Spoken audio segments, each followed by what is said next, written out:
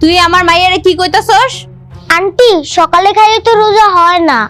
তোরে কইতে কইছি? হ্যাঁ, তুই কি রোজা রাখছস? ভোরবেলায় ভাত খাইছস তুই? আমি রোজা একটাও ভাঙি নাই।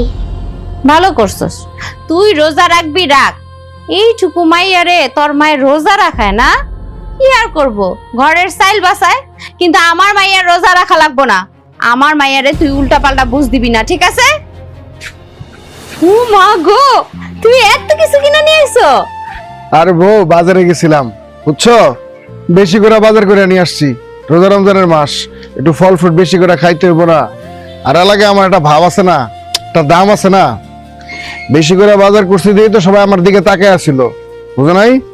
না ওগুলো নিয়ে যাও। খুব ভালো করছো, কয়েকদিন আর ফল টল কিনতে হইব না। তানিয়া, ওই তানিয়া এদিকে আয় তো। ছোট ফলগুলো বেশি করে কাটবা, ঠিক আছে? আর চিন্তা করো না, শেষ হয়ে গেলে আবার নিয়ে আসবো, অসুবিধা কি? আচ্ছা ঠিক তানিয়া আছে। ধর, তানিয়া ধর, এগুলো সব ভিতরে নিয়ে যা, ভালো করে রেস।